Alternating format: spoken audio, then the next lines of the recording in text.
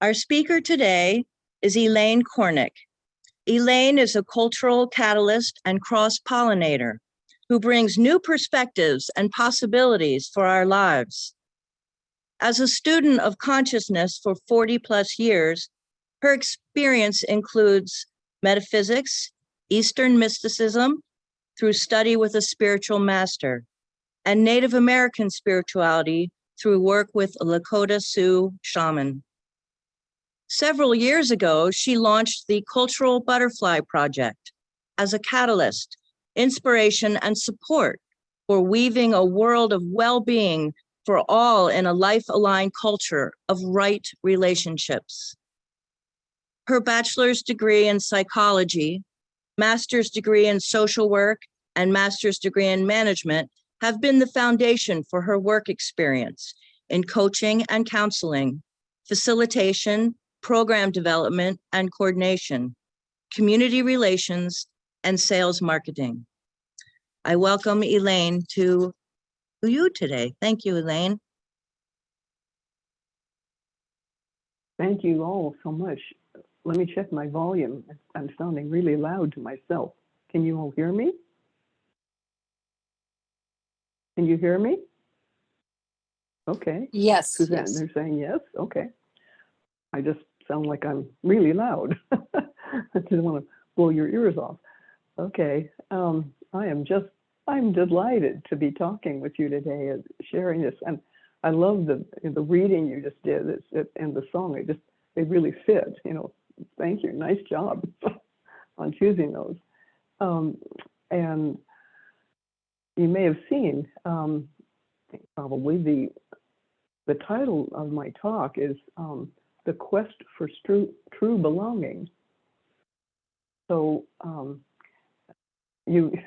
sure you're all familiar with Ruth Miller, and you've probably heard her talk about empire culture and the colonial mindset that we've been dealing with for 6,000 years or more. And what I see is that has really, that culture we've been swimming in has denied our authentic selves and our spirit and our oneness with all life. It's been a huge disconnect. And we've been trying to belong to something that isn't even possible to belong to. And it certainly wouldn't be healthy even if we could. And yet the dilemma here is that, we're social beings, we're human beings, and belonging is normal, natural, and necessary for us for survival, physical and emotional and mental health and well-being and community and all those kinds of good things. So this has been a struggle for a lot of us, I think, for years. I want to quote some things from Brene Brown, who wrote this wonderful book called Braving the Wilderness, The Quest for True Belonging and the Courage to Stand Alone. She's a social science researcher, and she's written a number of books. You may be familiar with her. And she says that people want to be part of something, to experience real connection with others, but not at the cost of their authenticity and their freedom and their power. So belonging so fully to yourself that you're willing to stand alone is the wilderness. And it can feel unholy because we can't control it, but it's really the place of true belonging. And it's the bravest and most sacred place you'll ever stand. She goes on to say, true belonging is a spiritual practice of believing in and belonging to yourself so deeply that you can share your most authentic self with the world and find sacredness in both being a part of something and standing alone in the wilderness. And that's the paradox, right? And then she says also, true belonging doesn't require you to change who you are. It requires you to be who you are. And I'd like to share with you some of my discoveries about this question and this quest from my own journey. For a long time, for a lot of years, I had really had the saying, you've probably heard this, beam me up, Scotty, there's no intelligent life down here. that ring any bells with anybody? That really resonated with me. It felt like, what am I doing in this place? And for a long time, I felt like I was dying at some deep inner level. Like, am I done here? Is it time for me to go on?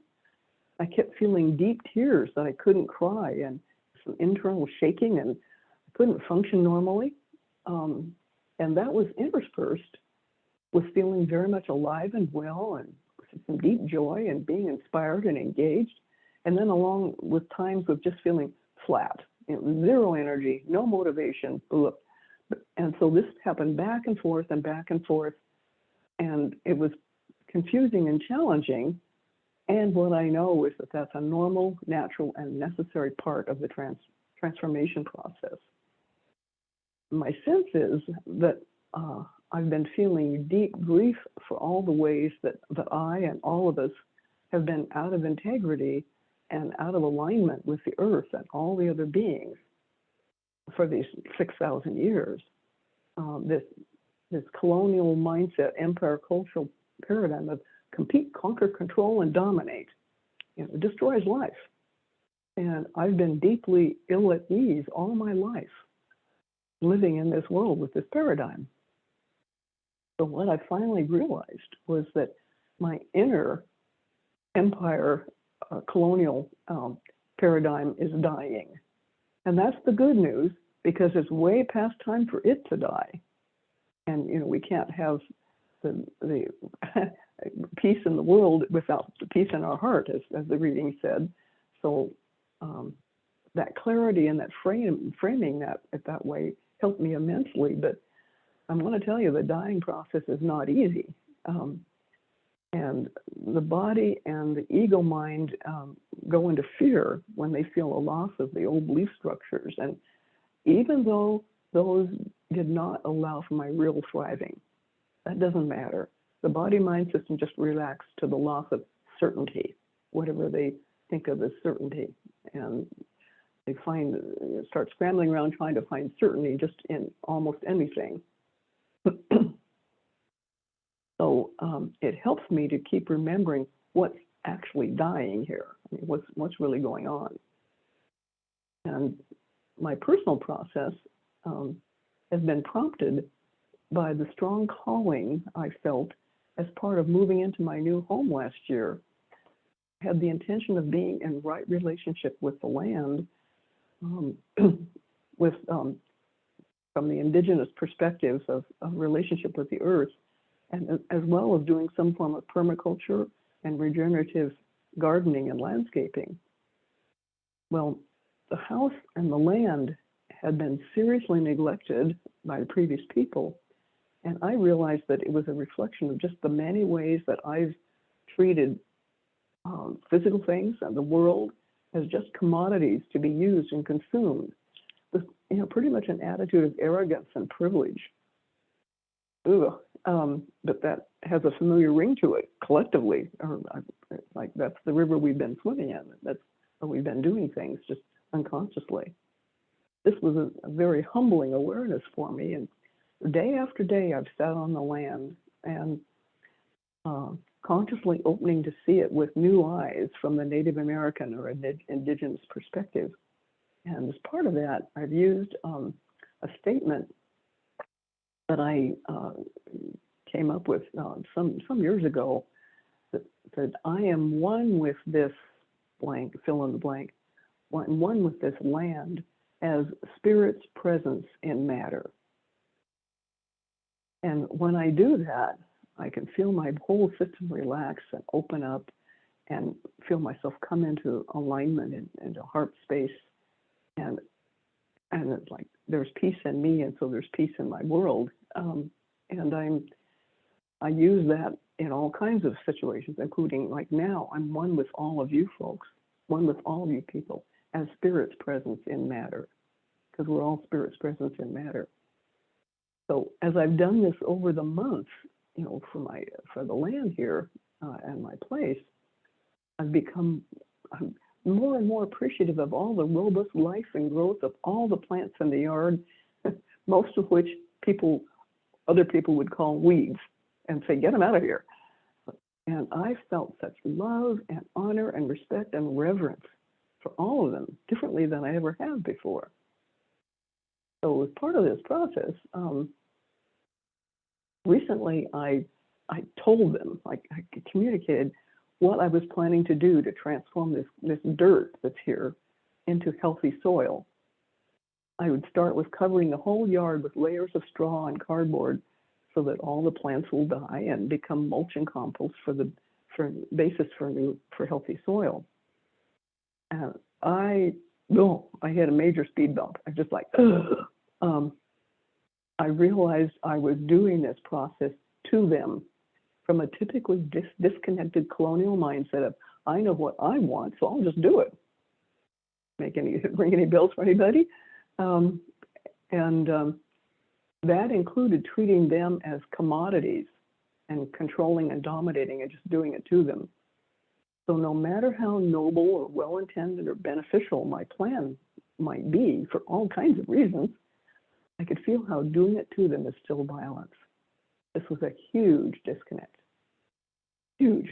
This was clearly not aligned with the harmony and right relationship I had been consciously nurturing and experiencing. And it showed me how ubiquitous this colonial mental model is in my life and in our Western culture. Just it takes over. So it finally occurred to me to ask their permission, to ask if they'd be willing to die for my plan. Ugh, that felt awful. I still had my dominator mentality, my agenda, the outcomes I was really pushing for. No surprise that I couldn't feel any connection, and it didn't work. So I started consciously opening to more genuine connection and letting myself relax a bit and open to what they might communicate. Although I have to tell you, I still had my agenda and the outcome I was very much attached to. I was aware that if I listened and heard what they might say or communicate, they might not willingly give me what I want. And I might not willingly accept that. And I'd be inclined to try to overpower them and force my way, right? Our cultural training. So really humbled and vulnerable. This was really different territory. Well, I finally, this is after some days of this process, maybe weeks, I finally realized I had not even felt, let alone expressed, any gratitude for what they so generously offer unconditionally. And I just had this genuine feeling of gratitude and respect and reverence and awe. And then I realized I hadn't even communicated my purposes or my desires for this project, which are, there's three of them. One is to produce food for myself and enough to share with others. Second one is plant some of this yard as a natural perennial meadow for ecosystem restoration and beauty. And the third thing is to be a model to inspire and support others toward harmonious right relationship with the earth. And so as I expressed these purposes and asked for their help, genuinely, I felt myself coming into more harmony and becoming a good steward and a co-creative partner. I was joining with them and belonging with them.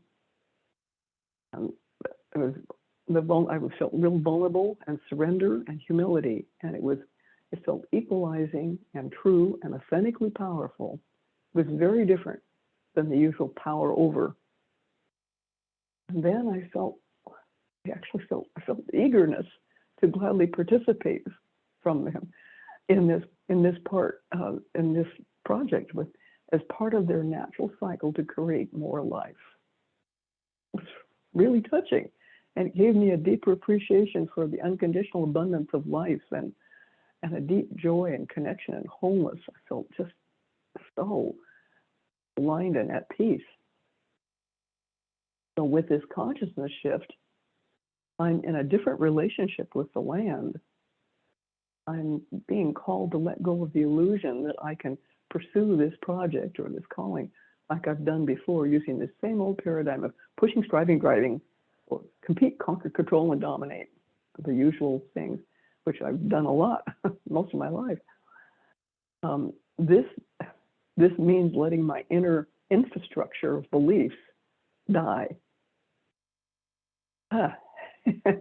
And that's not a that's not just a one-time thing. I'm here to tell you, it goes leaving what feels like the safety and security of the collective consciousness paradigm just feels real scary. It brings up all of deep-seated fears of not surviving if we're exiled from the tribe, naturally.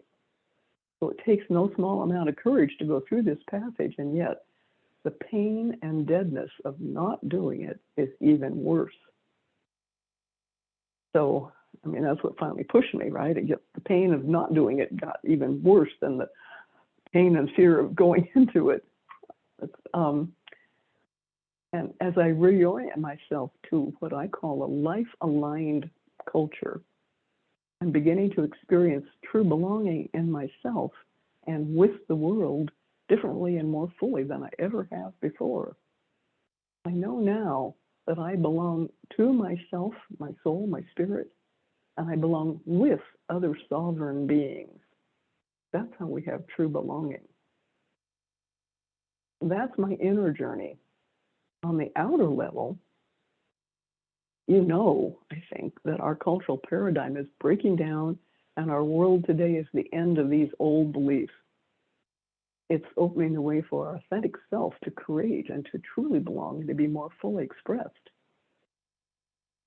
And that's the good news. And again, not easy, but it's a chance for all of us to let go of our collective beliefs and illusions that we can and should have certainty based on our control.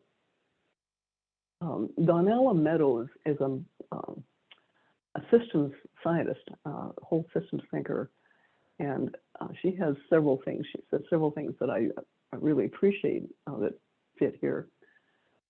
She says the mindset of the industrial world assumes that there is a key to prediction and control, and that's a terrible mistake because we're exaggerating our ability to change the world. We cannot find a proper, sustainable relationship to nature, to each other, or to the institutions we create if we try to do it from the role of omniscient conqueror. Okay, and that feels familiar, right? So she says, the question is, if you can't understand and predict it and control it, what is there to do? Well, since we stop being blinded by the illusion of control, there's plenty to do. It's a different sort of doing. The future can't be predicted, but it can be envisioned and brought lovingly into being, she says. So did you notice her ideas of three things I think are really potent here? Giving up our identity as the omniscient conqueror, and stopping being blinded by the illusion of control, and bringing the future lovingly into being can be pretty radical and challenging, right? And I believe it's totally necessary. I think this is the process we're in.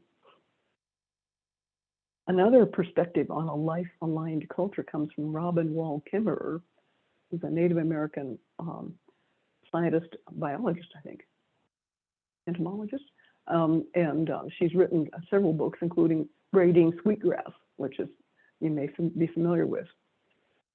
And she has the indigenous way of looking at things, of being in right relationship with the earth and the other beings. She says it means honoring each one, plant, animal, person, the earth itself, each being as a sovereign being with its own intelligence, wisdom, gifts, and responsibilities. And so the natural world is a source of gifts, not commodities, but gifts given to us by the earth, the plants, and the animals themselves. And what is our response to those gifts?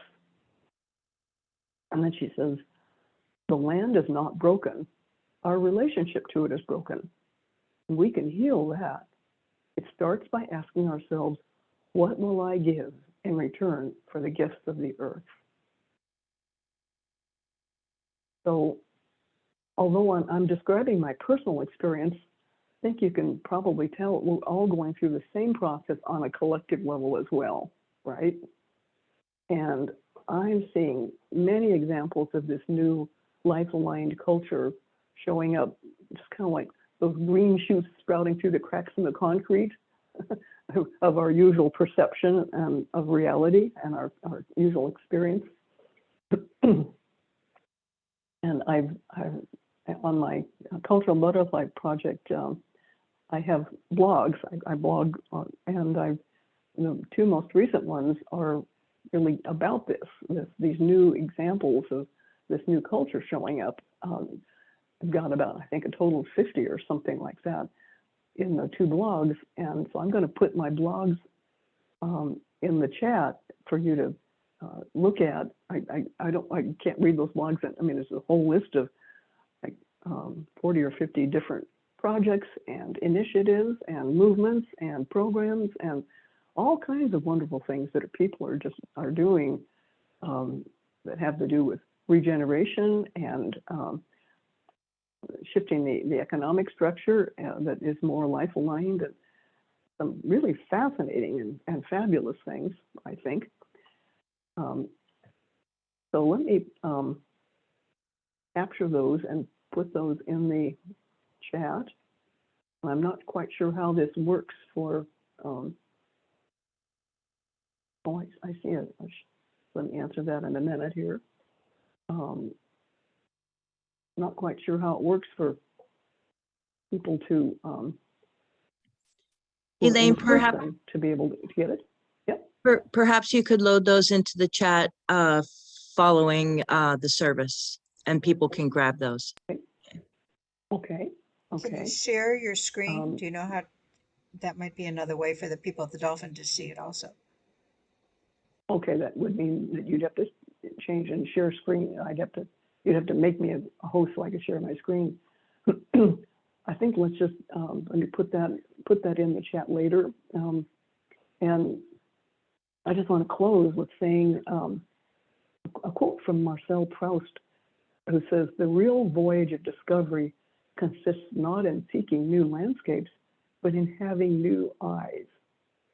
So I'm hoping, my intention is that all these different examples I'm giving and this talk and all these will help us have new eyes with which to see and experience and navigate through the mysteries of this time. And I see a question in the chat that Alyssa put in. So I don't know how you want to handle this either. Shall I wait and answer questions later, or how do you want to do that? Elaine, thank you for such a lovely talk. I think that we'll open up to questions after we close. Okay. Great, thank you. We thank you so much, Elaine, for sharing so much valuable information with us. I'm sure we have a lot of questions.